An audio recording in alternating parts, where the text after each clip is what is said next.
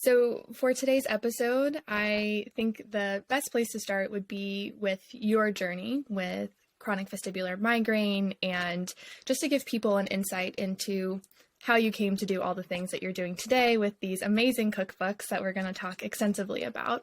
So just to give people a little bit of background, and you can fill in where you see fit, but you used to work in the fashion industry, and you worked in the Big Apple for quite a while, and you were once this corporate employee who was always making headway in your career, and then chronic vestibular migraine set in, and it fundamentally changed your life. It rendered you unable to do daily tasks like driving, something as simple as getting in a car and operating a car, and it forced you to even go on short-term disability before eventually having to step out of the corporate world altogether.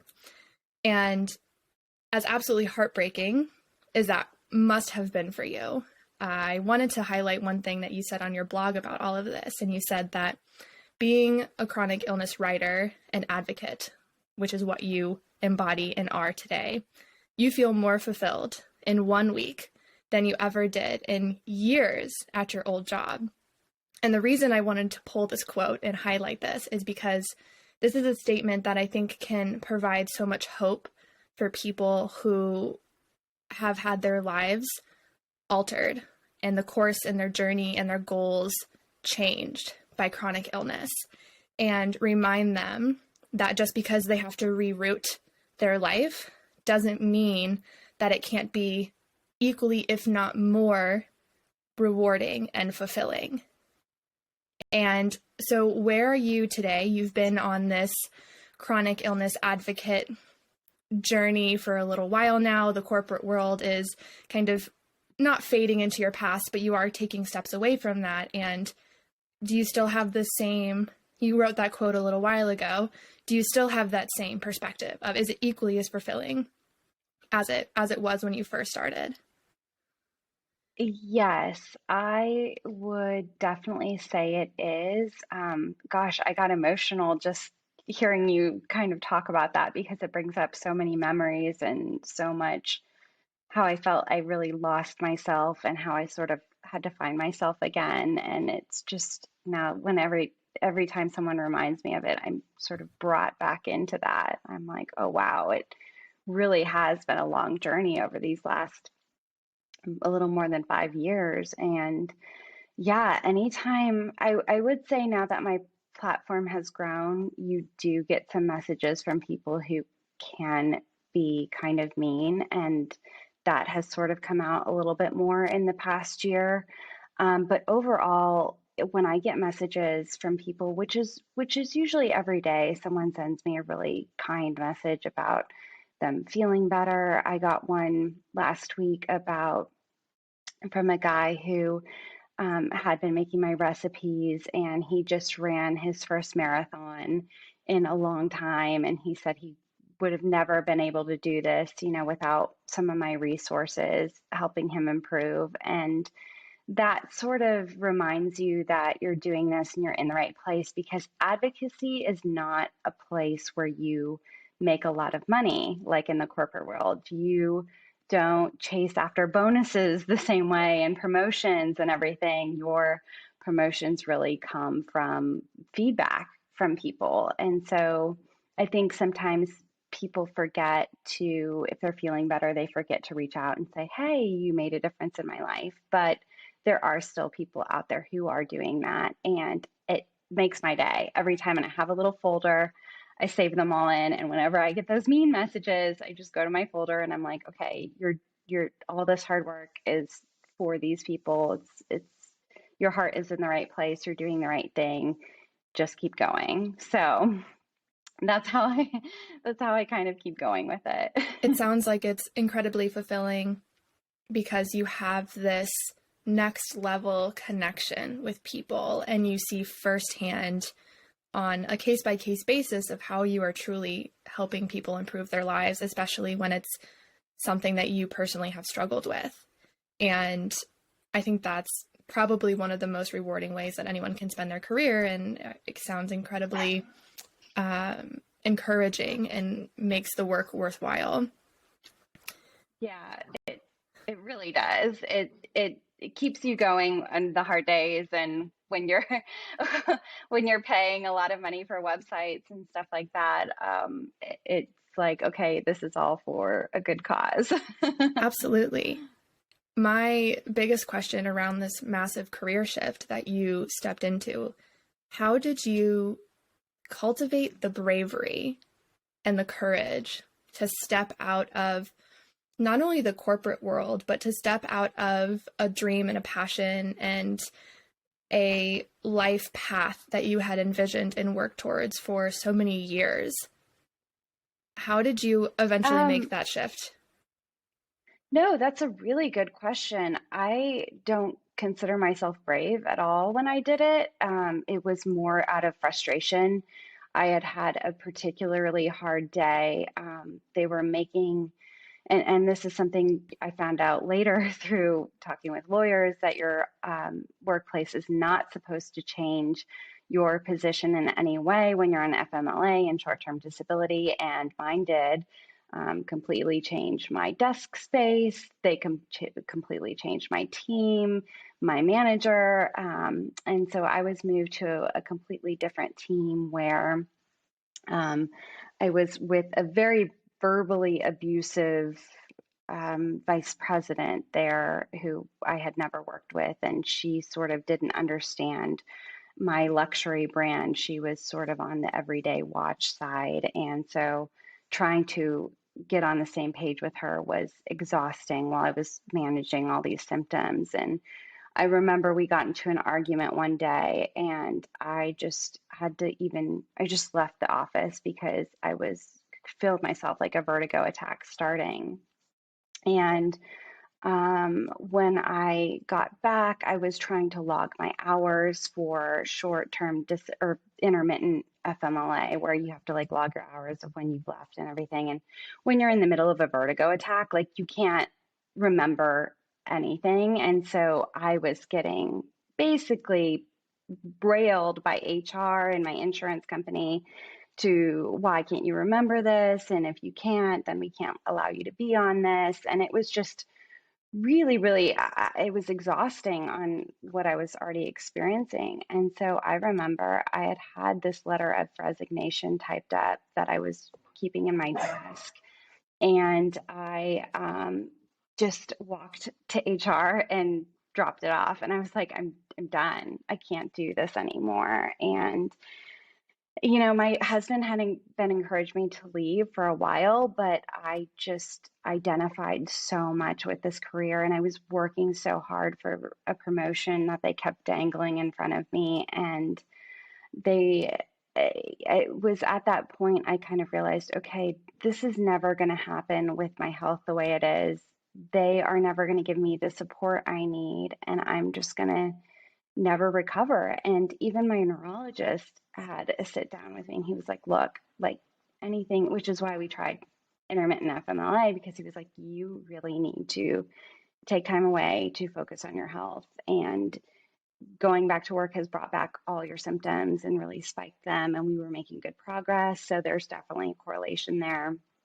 And so I don't really see it as a brave step. I think I just got frustrated and fed up. And I'm also very immensely lucky to have the support of a spouse to lean on, because had I been single or anything like that, I cannot imagine what I would do. I would probably move back in with my parents, or um, it's so hard to see through that. So the fact that I was very lucky to be able to do that for a period of time is not lost on me. And I wish everyone had that sort of accommodation to leave, but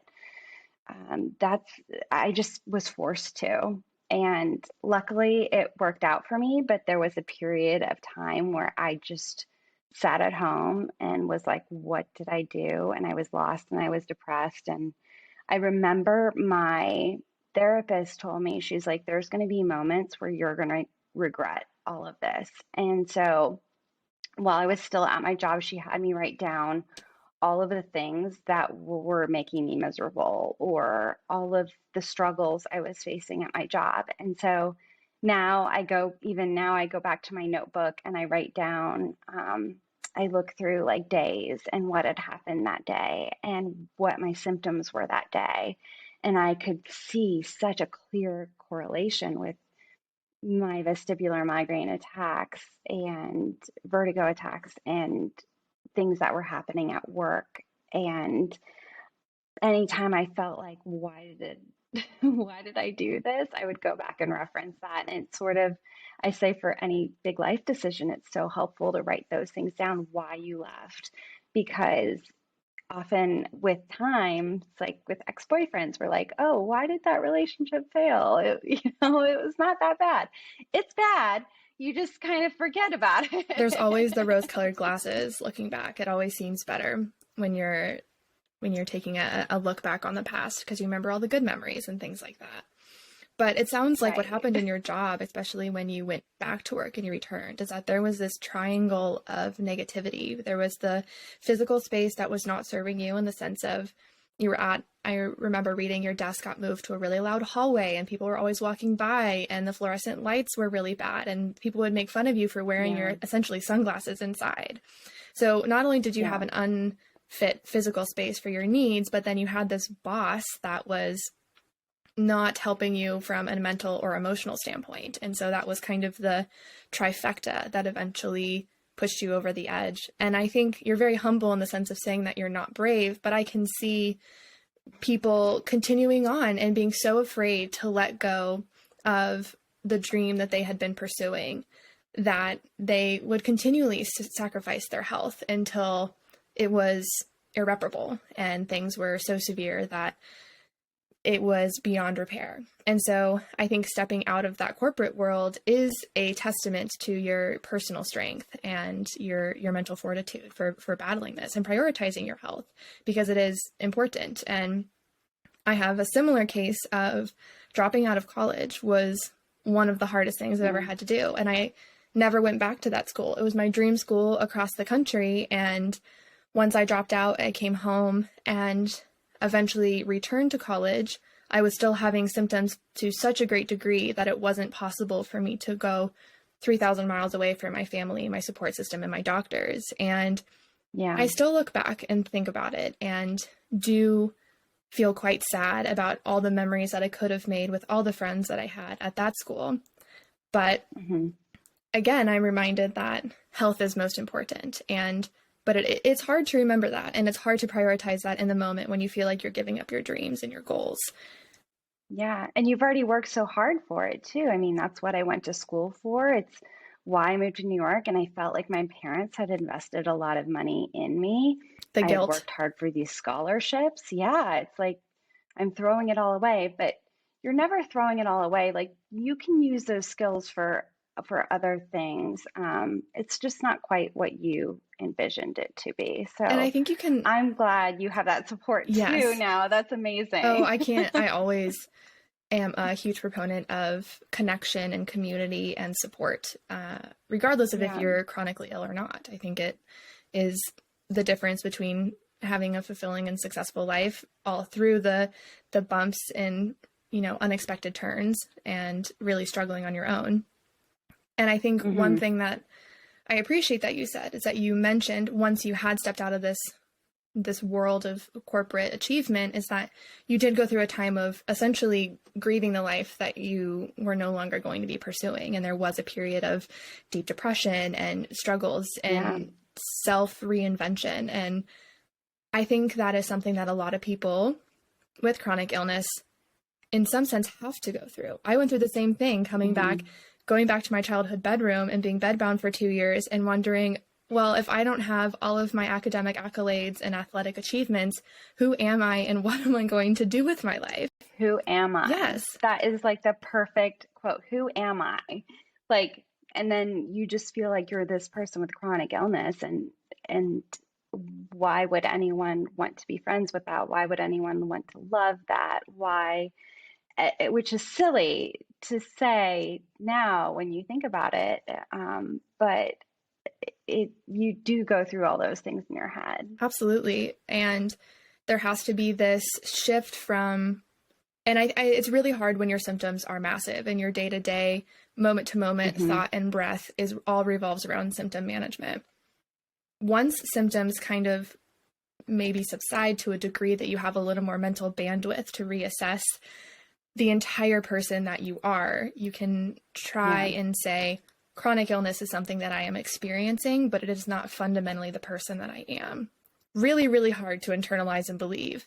But if you say it enough, you can start to believe it. And I wanted to go back because you said something about stress and how stress was so correlated to your vertigo attacks and vestibular migraine. Do you think that the stress of the corporate world really triggered these like chronic vestibular migraine in your nervous system? Do you attribute that? Yes, because, and at first I didn't want to admit it. What had happened was I had initially gone on a trip to Asia, and when I got back is when the dizziness kind of started. So I think a lot of doctors wanted to, like, there was a little fear of paralimb fistula or something like that. And once I saw a paralimb fistula expert, he was like, "No, none of you are flying commercial airplanes. Like that should have never been an issue." Um, but a lot of the doctors really got confused by that. But what had happened was when we came back, I wasn't sleeping because the time changes were happening. I had to jump right back in work because I had no extra time for myself. And so I was burning the candle at both ends when we came back and trying to make up for the time that I was gone, along with we were visiting a friend's wedding, and it just all kind of snowballed. And this was after a year or two of just constant stress. And I do think it wears you out. And it's interesting to me because when I started meeting other people with vestibular migraine, and 5 years ago, it was such a small community, I think because no one was really being diagnosed with it. No one really knew what it was. And so there was a small community on through Vita, vestibular.org. And that's how I met my friend Kayla. Is I saw her story and I was like, oh my gosh, we had the same situation, and reached out to her. And the more we talked, she was in a really stressful situation trying to build her career at work too, and them not being very accommodating to her as well. And I hear that story so many times, even like through readers who have sent me emails. Either they've gone through a death of a loved one, or they've had issues at work, or they're dealing with children with no help. And it just seems like there is a tie to that. And I would love to have more science about that to really see how often that does tend to trigger. We know migraine is genetic, but sometimes these really stressful events seem to set it off, which is interesting because I never had migraine attacks before this. So that was what left me in disbelief about my diagnosis too. Absolutely. And I agree wholeheartedly that there needs to be more science around all the subtypes of migraine. And one thing we don't have right now is a animal model of vestibular migraine, of vertigo. We don't know when animals are dizzy. So that's one of the biggest hurdles of research in this area. I would hope that the ongoing research there are a few labs at least looking at stress and episodic migraine, or what we believe is migraine in rodents. And there is a connection between stress and basically hyperexcitability of the rodent brain. There are obviously limitations to this level of research, but we're starting to pull the threads and starting to find out the inherent biological mechanisms, and hopefully that they will be applied and be able to be applied to vestibular migraine. But for someone, vestibular migraine, chronic migraine, or other chronic illness who is in this race for achievement, essentially, these people are having signs of health struggles. Do you have any thoughts on what you would say to them? Or you can also think of it in a sense of what would you go back and say to yourself, right before you're taking short-term leave? What would you tell yourself back then?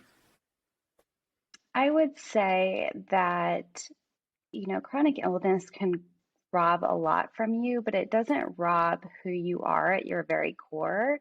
So, one thing that my therapist had me do, which was really great, was write down all the things I loved, all the things I loved about myself, all my strengths.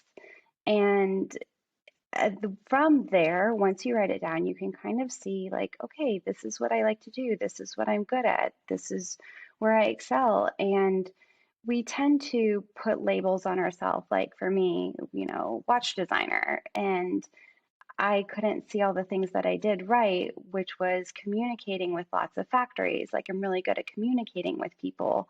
I'm really good at the creative side of things, like looking at things and putting them in beautiful arrangements, or just be having unique ideas. And so all of that ended up translating really well to the Dizzy Cook, especially as a food blog. Like you have to have an eye for making things look good. And of course it takes practice and learning and all that sort of thing. But I was able to translate my skills into a food blog and designing a website and communicating with people about their illness versus communicating with factories. And so I would say that don't think that just because this is what you've been doing for so long, and just because you are feeling like all you're good at is chronic illness and managing your chronic illness. I mean, maybe that can translate to you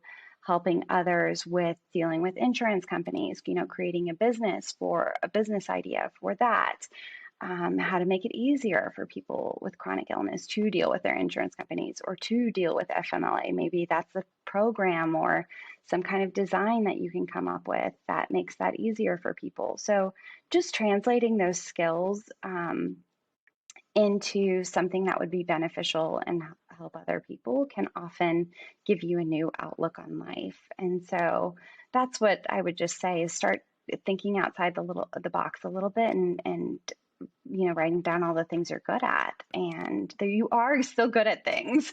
It's almost even if you don't believe it. Right. It's almost as if you look at your resume and you look at all the skills that are listed under each job, delete the job title and just look at the skills. Mm-hmm. And then if you let go of the label of your employment or whatever internship or whatever you've been working under, and then figure out how those skills can be reinvented or reapplied. And that's a concrete way to look at it, to look at how you are a person outside of this one avenue of your life that you've been pursuing. And I love that. Delete the label and just look at the skills. Yeah. I think now I would love to transition into your work around, as you've mentioned, the Dizzy Cook, which honestly is a work of art. You have mastered the role of making food look incredibly aesthetically pleasing. It's a phenomenal book. And before we get into that, I would like to go through the premise behind the Dizzy Cook. And essentially, it's all based upon this theory of elimination diets when it comes to treating migraine. Now, this is used for every type of migraine, essentially. And elimination diets, although they're called quote unquote elimination, the real process is elimination and reintroduction to figure out what you as an individual with migraine are most reactive to. And the entire goal is on figuring out and learning which foods you can eat. And that's where the real focus is. But I think a lot of people get hung up and fearful of the foods that they should avoid, or foods that are deemed intense triggers of migraine. And so the Dizzy Cook, which is your first cookbook, is a cookbook of 90 phenomenal recipes. And you follow, I may say his name wrong, but David Buchholz? Buchholz, yes. Okay, Buchholz, who is a professor at Johns Hopkins School of Medicine. He has a book called Heal Your Headache Program. And what this book goes through is that he lays out a holistic approach to treating migraine, including an entire chapter on elimination diets. And he has a laundry list of potential dietary triggers. And for a lot of people, this list is overwhelming because the common triggers include funny words like tyramines, and a lot of people have heard of histamines, but what you may not realize is that these are in a lot of foods, and a lot of foods that you may really love, or a lot of foods that are involved in a lot of your favorite recipes. And the magic of what you've done in this first book is that you've taken this somewhat overwhelming list of trigger foods and you've crafted these easy to make, delicious comfort meals that enable people to follow an elimination diet without feeling deprived. And you empower people to eat and cook and still enjoy food without having the fear of a migraine attack. And I want to hear, how did you come to be and embody the Dizzy Cook, from corporate Alicia to stepping into this amazing cook that made food so much safer for so many migraine patients? How did you find that transition? Well, so it's interesting. I'm just like these other people. I found Heal Your Headache. I read through it. It seemed intense. But I was at the point where I really needed to exhaust my options on natural treatments because I was on medication, but I was, in my early 30s, and I knew that if we were going to start a family, I could not be on certain medications long term. And so I really had to explore any treatments out there that would be safe during pregnancy. And so that was kind of why I leaned into it so much, despite, I really do love migraine, or I really do love exploring options that have a lot of science behind them. But the surprising thing for me in my migraine journey is everything that's worked for me doesn't have a lot of science behind it to validate it. And so that's where I really loved working with my neurologist, is he had these creative ideas about vestibular migraine and kind of has seen what has worked within his community. And even he wasn't super crazy about this diet. He was like, seems restrictive, but if you want to do it, try it. And I struggled a lot because I looked at my pantry and there was like nothing I could eat in my pantry, even though I consider myself and my husband to be fairly healthy eaters. I was under the impression if I did things like Whole30 or paleo diet, that it would help me be healthy enough to conquer this migraine disorder. And what I eventually found out through the elimination diet was a lot of my triggers were things that I was eating every day and considered to be health foods. So things like nuts, which aren't super common, but I do see them enough on Dizzy Cook to where I'm like, oh, I'm not the only one with a trigger of nuts. And it was bringing me daily dizziness, the same with collagen protein powder. Again, something I thought was really healthy for me that was giving me background dizziness. And so I kind of realized, like, okay, this diet is difficult, but once you get the hang of it, it's a lot easier. I love to cook. I love to make recipes. And I found myself being frustrated, not being able to open my old cookbooks and find recipes that worked for me. So I think I was in the same situation that a lot of people were in, where they just give up on the diet or they get too restricted and they're like, they eat the same thing every day.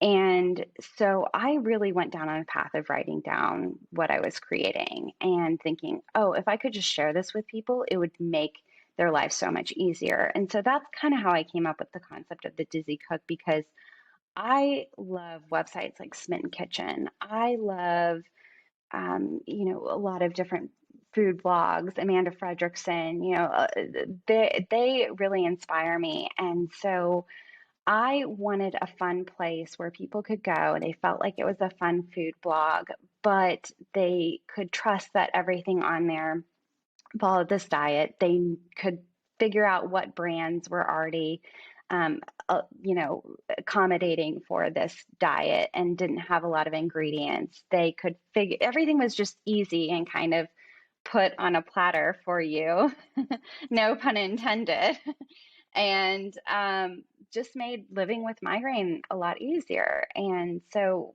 I initially did it, and the only people reading it, I think, were like my mom and a few of my close, like, vestibular migraine friends. But then one of those people out there who was reading it was my publisher, who has vestibular migraine as well. And she just kind of fell in love with my stories and how I was altering recipes and how I was bringing these recipes to life and making it seem like you could still enjoy food with this restrictive diet. And to me now, like 5 years that I've been cooking this way, it does not seem restrictive to me at all. And so my husband and I have been eating this way for a while. Like, of course, I've reintroduced foods, and that's a key word, but there's so much I still haven't run out of ideas. I could do this all day long. And so I'm like, okay, if I can't run out of ideas, then maybe it's, not as restrictive as we like initially thought. Right. Essentially, I'm sure several people would disagree, but well, essentially what you've done is that you've done all the homework and all the legwork for everyone, and then just handed these beautiful and very nutritious recipes to people who, I can imagine you're a parent and you have 2 kids and your life is incredibly busy. And then you open the Dizzy Cook cookbook, and as long as you convert your pantry to the most of the ingredients, as you said, they're simple, they're accessible, then you can just pick a recipe and you can make it. And you've taken all the scariness away. And one thing that I try. Yes, no, I really think they're aesthetically pleasing, and they, you have this recipes like no tomato chili and dairy-free casseroles and these really heartwarming, comforting meals that I can also imagine someone in a flare. All I want when I'm in incredible pain is mac and cheese. All I want is mac and cheese, but it has. And I knew that had to be in the cookbook. Right? Yes. I have to make a mac and cheese without aged cheese. Right, exactly.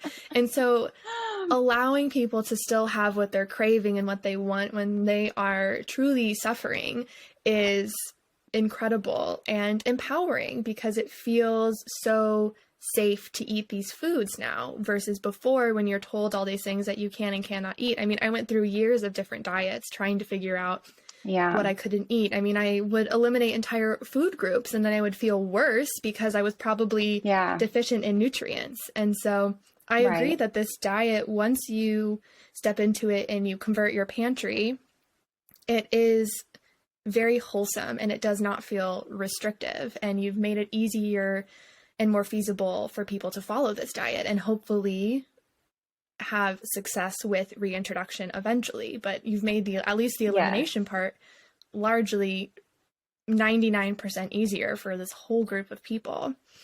And now you're working on a second book. It seems like you have a true passion for this, which is incredible. And I think it is a testament to all your, the journey that you've walked and how good of a cook you are. Because thank you. now you have this book, and I'm really looking forward to this one because it's very evidence-based, and I am very much a little science nerd and love to dig into the nitty-gritty details of the science. I can tell. Yes. Oh, absolutely. I'm a neuroscientist by training. I actually just applied to PhD programs to go and study migraine. So I'll work on that stress topic for you. I would love that. And vestibular migraine, if I may make a request. Yes. I got to figure out how we can have, we have vestibular migraine, hemiplegic migraine, migraine with aura. We gotta expand these rodent models a little bit. It's certainly a challenge, but who knows what can happen? Science is an exploration of the unknown, so it's unpredictable in the best way, I think. Yeah. But I would love. I have a few notes on the new book, but I would like to give you the opportunity to give people a little preview of this new book that you're working on and how you're approaching things now from a science-based perspective. Yes. So actually, it's what you said about reintroducing. I think people get hung up on labeling foods as these are bad for migraine, these are good for migraine. And that's not true. The idea behind Elimination Diet is just to take things out in order to get your brain to calm down a little bit and hopefully remove some of that trigger stacking and increase your threshold for a migraine. And then, by bringing foods back, you can kind of see once you're feeling a little bit better, it's pretty noticeable to find out if you have food triggers. And the idea is not to have all of these things as your food triggers, but just to have a few. I mean, a handful, like that's what I have is caffeine and nuts and yogurt are my big three that I can't seem to tolerate, and along with high glutamate foods and stuff like that. But with this new book, it really does who I'm working with is my neurologist, Dr. Shin Bei. He was at UT Southwestern, and now he just opened up his new clinic, the Bay Center for Vestibular and Migraine Disorders. And so he treats all vestibular disorders as well as vestibular migraine. He'll also do teleconference. And we have worked together now for over 5 years, and have sort of formed a really close relationship. And he's always come on and been very wonderful to come on my blog and kind of share with people, questions about vestibular migraine. And we have discussed this before, and it just sort of all came together under my publisher. And what it focuses on is foods that are great for your brain. So things that have been scientifically studied as being beneficial for your brain. So what you'll see is a lot of like fatty fish and, those omega-3s and a lot of vegetables and whole grains and things like that, but made delicious. And it's definitely got a Mediterranean diet focus to it, which appears to be very helpful for a number of neurological issues. So that's kind of the focus behind it. And he is really going to cover the science behind everything, why we eat certain foods, why berries are so great for you, why whole grains are great for you, why full fat dairy is good for your brain. And then I will go in and provide the recipes that support that. So recipes high in magnesium, recipes high in B vitamins, that sort of thing, to support eating in a very natural way. So I think it would be great for people who maybe read Heal Your Headache or the Elimination Diets and they're like, this is too much for me. Maybe you have a history of disordered eating. Maybe it just food triggers aren't your thing, but you want to eat healthier for your brain in general. That's where this book is going to come in. And so I liked the idea. I was a little nervous because I think everyone associates me with Elimination Diet, but I liked this idea as sort of the continuation. So what you would do after the Dizzy Cookbook. You're maybe a little bit better at cooking now. You know how to use the tools in your kitchen. So the recipes are perhaps a little bit more advanced, still easy for the home cook, but a little more adventurous. There's unique spices to them. And so that's it's sort of, I see it as the continuation of after you finish the Dizzy Cook, this is kind of what you move on to. So that's where I'm really excited about it. And I hope that people continue along in that journey. Now that I've gotten feedback on so many people having gluten allergies or dairy allergies. I've really come around to keeping that in mind with this book. And so I am going to be providing edits for that sort of thing. So it's tough because you can't manage everyone's triggers. I mean, there are so many out there beyond elimination diets. I've heard some of the craziest ones. And like someone mentioned the other day, they can't have lemongrass. It's a big trigger for them, which I would have never guessed. So, of course, you can't make it accommodate everyone, but I try my best to kind of give edits for, some of these bigger issues that people have on top of migraine. Right. You can follow the general concept of the elimination diet for the triggers that affect the large average of people. But even still, there may be one ingredient every few recipes or so that people can find a way to swap out. Right. Google, if there's for example, if you react to tomatoes and there's a recipe that happens to have tomatoes, you can Google substitute for tomatoes, and you have resources, and there's plenty of resources on Google as well for a quick swap out. So that's always accessible. I would encourage people not to close a recipe just because there's one ingredient that they know that they're reactive to. Yes, exactly. That's what I wish more people would understand is just either leave it out or substitute it out. I do have tomatoes in the new book because it is Mediterranean based, but I also kept in mind that there are enough people with a tomato issue. So I also balance that with no tomato sauce. So I have a great recipe for no tomato sauce in there. So just trying to balance it out for everyone. Right. And it's always this concept of rigidity versus flexibility when it comes to cooking. A recipe is a guide, but you have the freedom to tailor it to your needs and your desires, your wants. I am someone who always puts more salt than a recipe calls for, and that's just how I operate. I take it as a suggestion, and then I add my own, little pinch here and there. But that's me with garlic. Yeah. Oh, garlic is delicious. Yeah. But really, the second book is another stepping stone on this journey of managing chronic illness and chronic migraine. And it's an evolution of eating and food management that I think is really cohesive. Elimination, reintroduction, and then you look at what else can I add into my diet, or how else can I better balance things for my brain? My symptoms are maybe better managed without these foods, but what else can I bring in to ensure that I have enough magnesium and riboflavin and all of those things that are the micronutrients in several different foods that are not highlighted on nutrition labels and are much harder to keep track of. And you've mentioned that you've added some foods back in, and I know the Elimination Diet helped you tremendously, which is how this whole Dizzy cookbook came about.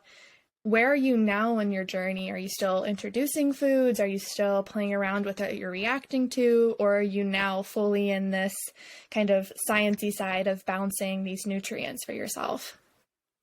I would say I've kind of reached the next level. I mean, I'm pretty sure of when things trigger me, and now that I'm episodic versus chronic, it's a lot easier to see, oh my gosh, this is how it built up. Like the other day, I had way too much Halloween candy, and there was a storm that came through, and I was like, okay, I just ultimately, like, chocolate isn't something that usually sets me off, but when there's other things going on, I can't overdo it like that. And so I've gotten to a really good place that I balance it out a little bit more, and I hope that that kind of shows. I try to occasionally include pictures of lemons or limes or avocado sometimes in my pictures to show people, like, okay, this is the next step. This is where you should get to reintroducing foods. And so, but my ultimate goal, I would say, is and it's really kind of changed. Like initially I was just trying to help people get through this elimination diet, but now I really want people to find the joy of cooking with migraine, which it sounds like an oxymoron, but there is such a wonderful thing that can happen in the kitchen. And it was something that saved me was at the end of the day when I was fighting with insurance companies all day and exhausted and just trying to make it to all my doctor's appointments. Like I could come home, work on putting a dinner together step by step, and my husband and I could sit down and sort of feel somewhat normal in that state. And I think there's something about food that brings people together and makes them feel comforted. And it's my goal to get people cooking for themselves and finding the joy in that again versus just looking at buying frozen foods or anything like that. I mean, there's so much you can do with when you know how to cook. And so I hope that comes across as well.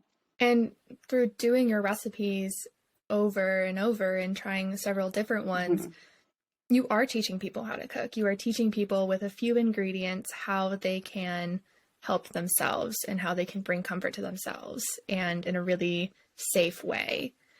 One thing you mentioned that I like to always highlight is, especially when it comes to elimination diets and adding foods back in, you have to look at all your triggers.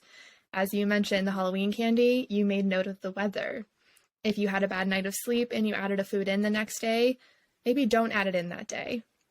If you had extra caffeine, maybe that's not the day to add it back in. And it's complicated, and it may take a few reintroductions to see if it's actually a substantial trigger. And I'm the same way with chocolate, in the sense of, if I haven't had sleep and I've had too much caffeine, or there's a big storm coming, I cannot have it. But if none of those things have happened in the last 3 days, I can probably eat a whole chocolate bar and I won't feel anything. Be fine. Right. Yeah. Which makes it insanely complicated.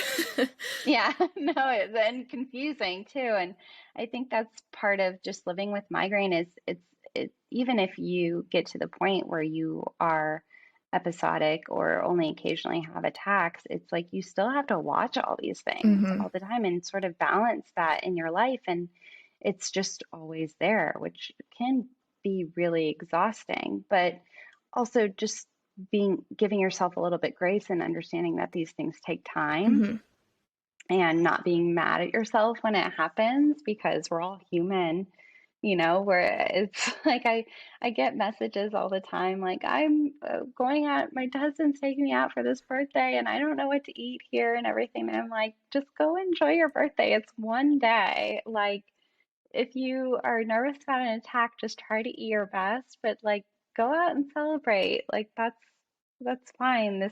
This isn't a rigid thing. It's sort of meant to work into your life as you can. And I wish more people understood that.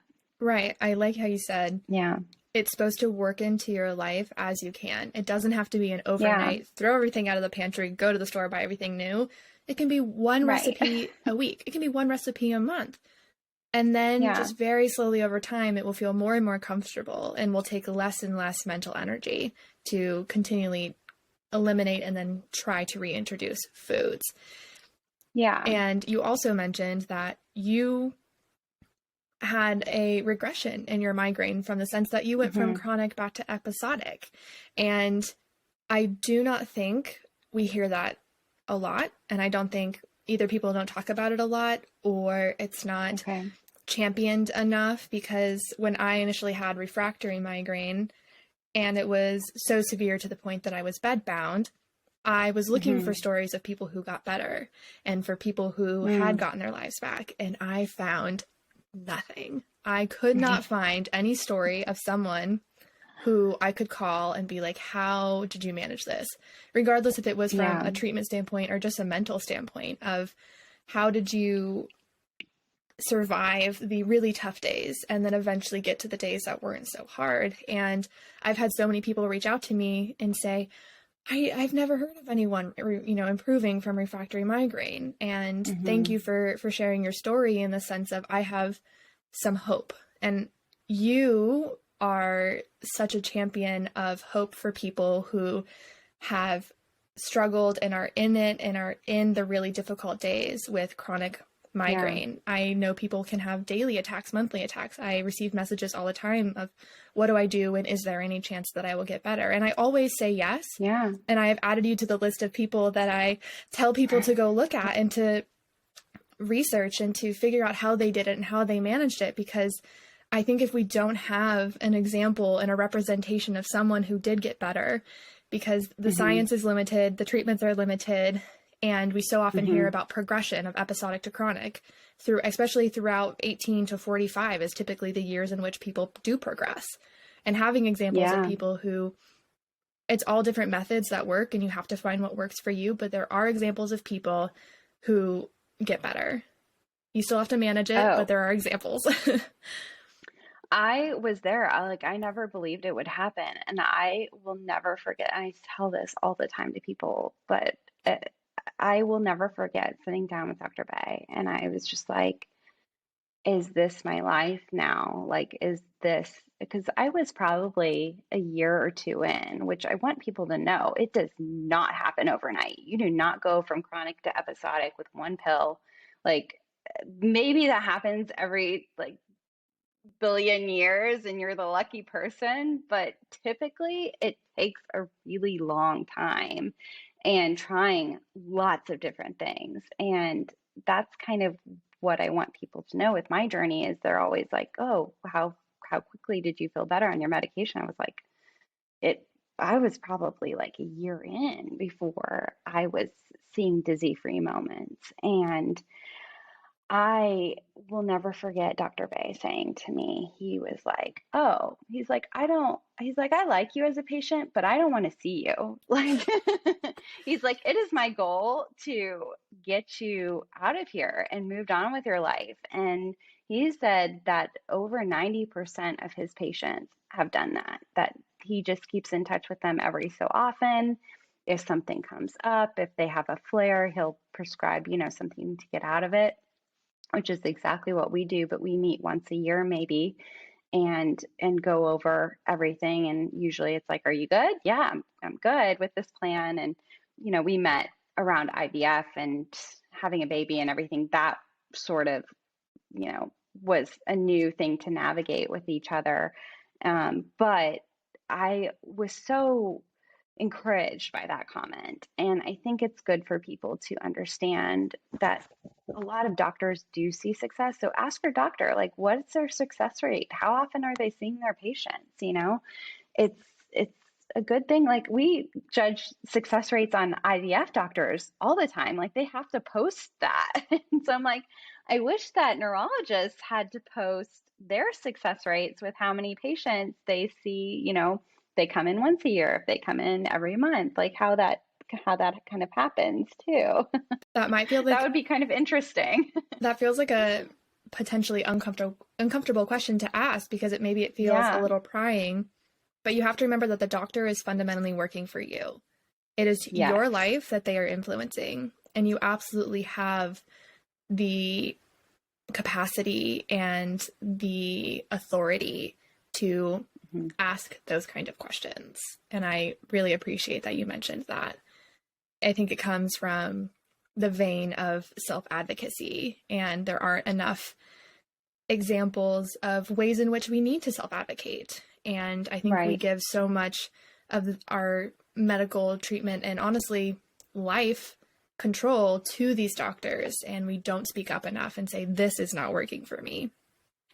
Well, I'm so curious, like, how many doctors have you seen Gosh, before? Probably I think I mean, I saw I 7 saw more before than, I I, think I saw between 10 and 12. yeah. I was turned away a lot, and I was told that they couldn't help me, or I was Mhm. handed a prescription and I said, "I've looked at the side effects. I'm not interested in risking this." And I Yeah. was told if I'm not going to take the medication, then I needed to leave. And that happened over and over and over again.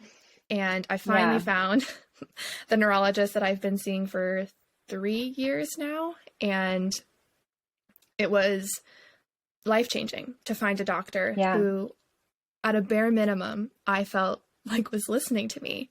It took it took another 2 years for me to see serious improvement with a doctor who was Yeah. listening to me, and with a doctor that I saw every 3 months.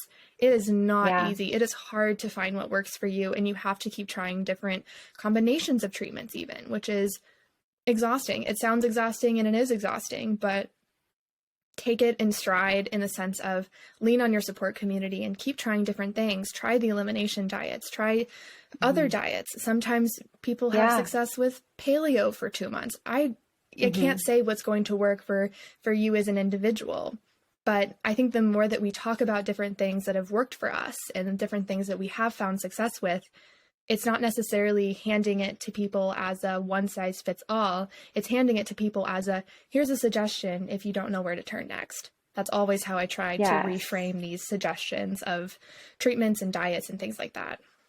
Yes. And I'm so glad you said that because I get so frustrated because I see doctors knock the elimination diet all the time and say there's no research behind it and whatever. Like, I literally get emails or messages every single day with someone's life who has been changed because of this. And I, granted, I was on meds, I was doing exercises. There's other things out there too. Like very rarely does diet just work on its own. But I just get so frustrated seeing doctors knock it or say that they don't see it for patients because I see something totally different. And although I'm not treating patients as a neurologist, I'm one of them. We talk to each other and it's, I do get people who say it didn't work for them, but mostly I see a significant number of people. Like I wouldn't have a successful book or website if it didn't work for some people. And so I just kind of wish that everyone would acknowledge that it's just one treatment and it may or may not work for you, but don't discourage people from trying something that might be beneficial to them. And that's kind of my soapbox speech about it I think it's a because good one. I get knocked for it all the time and I'm just like, why are you not getting the treatment that worked for me? Like I just don't understand it. So It's simply um it's not a panacea, and you never present it as a panacea. It's yeah, just a tool to add to your toolbox. And from my perspective, the overt dismissal of it as being helpful in any capacity is actually quite naive, because if you look at the research around migraine, it's so minimal. We've barely scratched the surface. yeah. So saying that it doesn't work is also completely unfounded. It goes both And ways. I would love to hear your opinion on it too, but what I've found, and this is, completely anecdotal, but what I found is that it seems like doctors who are in the vestibular migraine field tend to recommend diet more than those other types of migraine or those who mainly have head pain presented. And I've also seen that in the Dizzy Cook as well. It seems like, and I don't know if that's just because I have vestibular migraine, perhaps that has something to do with it, but it does seem like people with vestibular migraine have more success with it than perhaps other types of migraine. So it would be really interesting to look at and see if there is some sort of connection there as well. The vestibular component, aside from some people have vestibular migraine with pain, and sometimes they Hmm. have just pure the vestibular component. And for those that have such a strong percentage or overall average of most of their attacks being dizziness and vertigo, they are typically, from statistics, less responsive to the quote unquote traditional migraine drugs, because Mm. the traditional migraine drugs are typically treating things like vasoconstriction and serotonin and CGRP, which is an inflammatory cytokine in the trigeminal vasculature. And it's not typically targeting any region of the brain that has to do with dizziness, balance, coordination. And so I'm guessing the way that this has happened is that doctors who primarily treat vestibular migraine have seen that patients are not as responsive. They're never going to be a super responder, or I shouldn't say never, but are maybe less likely to be highly responsive to the traditional migraine drugs that really target Hmm. the vasoconstriction or the vasculature of the head and pain. And then they didn't know what to do because we don't have that many pharmaceutical options. And so then they started to turn to diet, and maybe the patients Hmm. anecdotally kept coming back and saying, well, this is helping me. Yeah, it's really interesting, and it's exactly what applied to me too, because I don't have head pain with my attacks, and so mine was strictly dizziness, vertigo, imbalance, dissociative symptoms, and so I would the treatments and medications that worked for me were things that were not typically prescribed for migraine disorders, and so that's interesting.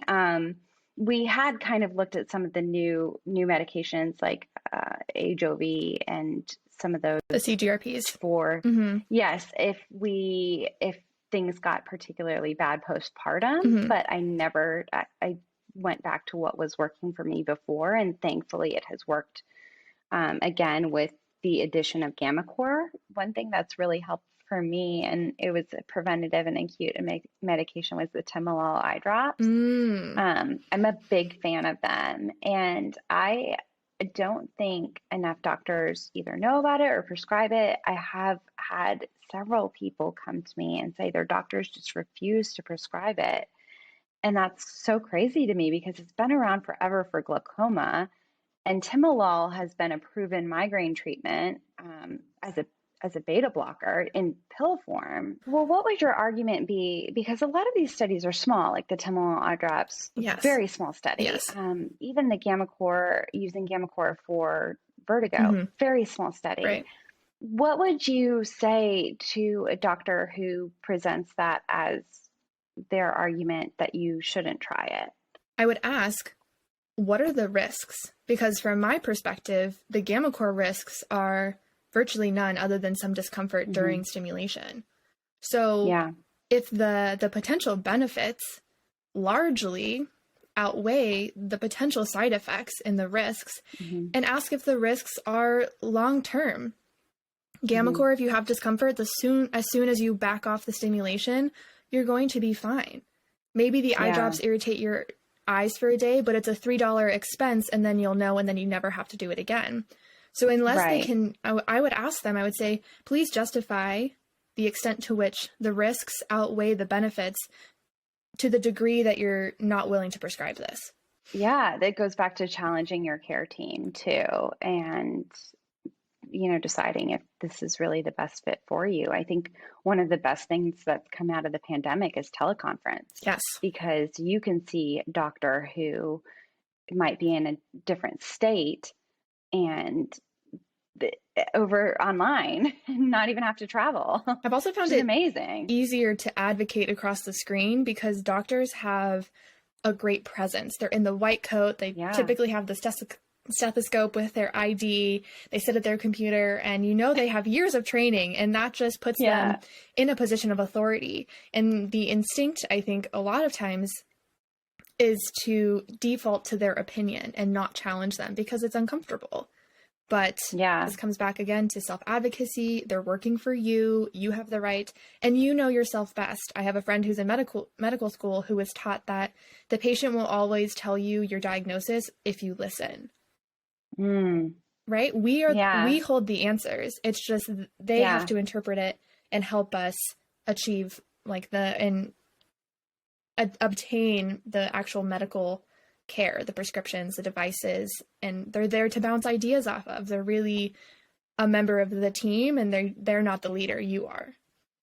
Yes, exactly. And it's so interesting you say that because I remember that I think when I saw Dr. Bay, I was like, well, don't you need all these testing and everything to rule? And he's like, most of the time I can tell just by listening to people and hearing their symptoms. And I was just thinking, oh my gosh, even if you think your symptom is crazy, like maybe you get an eye twitch, or maybe you have ringing in your ear, or maybe your mouth does something funny when you get an attack. Like that's all things you should be telling your doctor because that might help them distinguish between different types of migraine, between how to treat, maybe types of medications that might work better for you. Maybe you get really anxious during your attacks.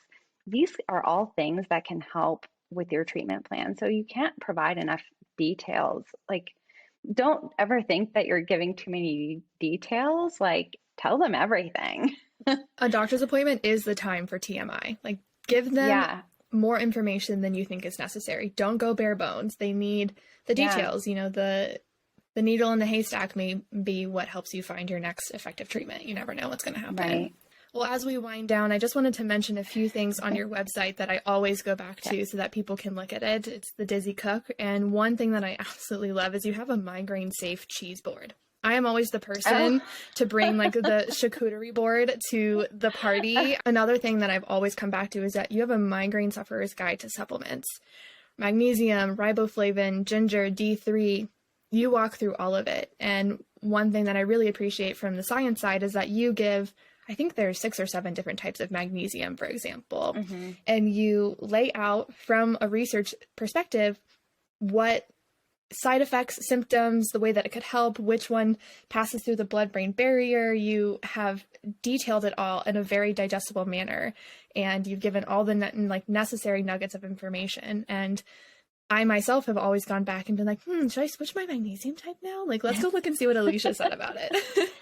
Thank you, because I have switched my magnesium throughout my entire migraine journey. I try to tell people you don't just have to take one, like you can mix and match, like as long as your doctor approves it, like as long as you're within that amount too. Like there are so many things that help with types of magnesium that help with different things. And I love magnesium. It has been one of the best supplements I've taken out of all of them. And so that's why I kind of like to nerd out on magnesium. Absolutely. And now you see it. I feel like it's more widely known.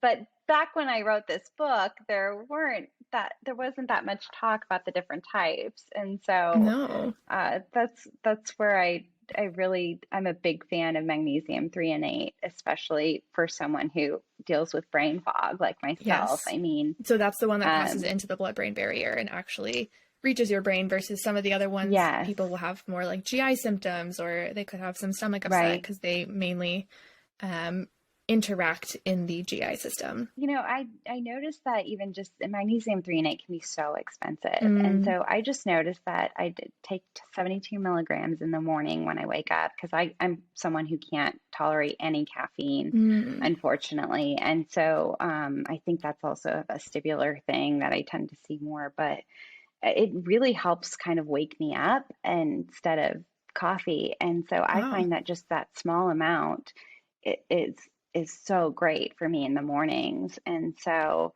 I would say just try a few different types and see what works for you. I relied heavily on magnesium citrate during pregnancy. So when constipation can be an issue, especially postpartum. So it's a good time to have citrate in your pile. So yeah, I appreciate you calling that out. Absolutely. And I think one of the things I always come back to when it comes to supplements is that if you look at the population, I mean, people have compared control groups to migraine groups, and typically both of them are very deficient in magnesium. So it's always the number one that I think a lot of doctors will recommend people looking at. And you do need to, the supplement bottle at Target will say magnesium, but you do need to turn it around and look at what type of magnesium, because that could drastically alter the way that you react to it. It's so similar even to like what we do with an elimination diet with supplements, because we get handed these supplements that are supposed to be tested